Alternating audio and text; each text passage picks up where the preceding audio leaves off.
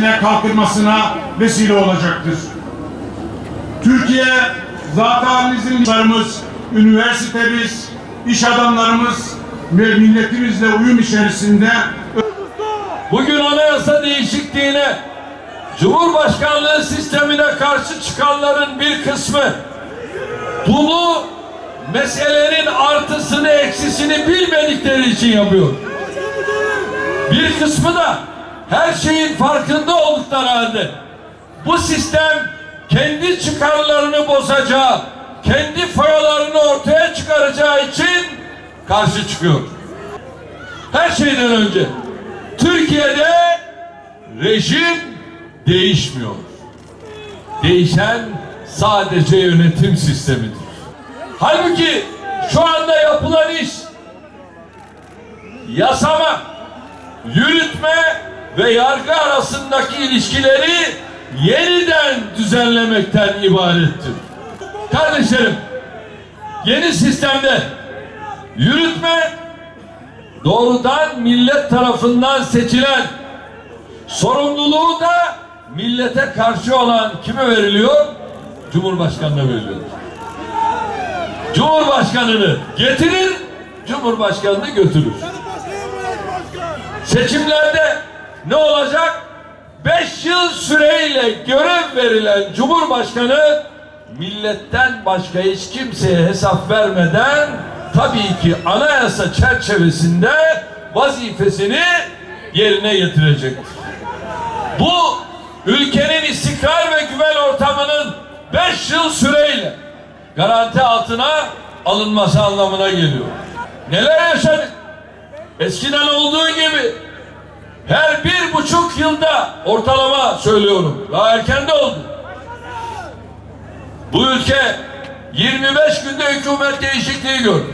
Cumhurbaşkanı ile başbakanın gücü aynı kişide birleştiği için çekişme, çatışma, kavga, dövüş diye bir sorun çıkmayacak. Bu ülkede Cumhurbaşkanının başbakana anayasa kitapçığını fırlattığını gördük mü? Birileri çıkıp hilaf-ı hakikatle meclisin ortadan kaldırıldığını, işlevsiz kılındığını söylüyor. Ya yok böyle bir şey. Meclis ortadan kalkmak bir yana güçleniyor. İşlevsiz bırakılmak bir yana daha geniş vazifeler üstleniyor. Hakimler Savcılar Yüksek Kurulu'nun yapısı çoğulcu ve geniş tabanlı özelliği korunarak daha da güçlendiriliyor. Görüldüğü gibi yeni sistemde herkes kendi işine, gücüne odaklanacak. Şimdi bu da düzeltiliyor. İnşallah bu sistemle kazanan Türkiye olacak. Kazanan Türk milleti olacak. Gençlerimizin üzerinde daha çok çalışacağız ve inşallah seçme seçilme yaşının 18 olmasıyla birlikte parlamento daha dinamik, daha genç olmak suretiyle geleceğe daha farklı yürüyeceğiz. Bu konudaki düşüncem belli. Bildiğiniz gibi bu konuda parlamentomuz İnşallah 16 Nisan'dan sonra bu bir anayasa değişikliği gerektiriyor biliyorsunuz. Anayasa değişikliğiyle bu parlamentomuzdan geçtiği takdirde Cumhurbaşkanı olarak ben bunu onayladım. İnşallah tekrar söylüyorum, keşke Cumhurbaşkanlığı sistemine rahmetli Özal'ın bu meseleyi gündeme getirdiği, bizlerin gençliği dönemine denk gelen 1990'lı yılların başında geçseydi. O zaman Türkiye belki 1990'lar boyunca yaşadığı sıkıntılara, krizlere, acılara maruz kalmayacaktı. Şimdi bugün hala işte dağlara götürülen gençler yok mu? 15 yaşında gençler yok mu?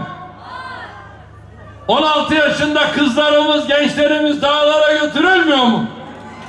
Kandil'e götürülmüyor mu? Ne diyor oradakiler? Bu 16 Nisan oylamasında onlar hayır diyor. Biz evet diyeceğiz. Biz evet diyeceğiz. O Diyarbakır Belediyesi'nin önünde ağlayan annelere niye ağladılar? Yavruları daha kaçırılmıştı da onun için ağladılar.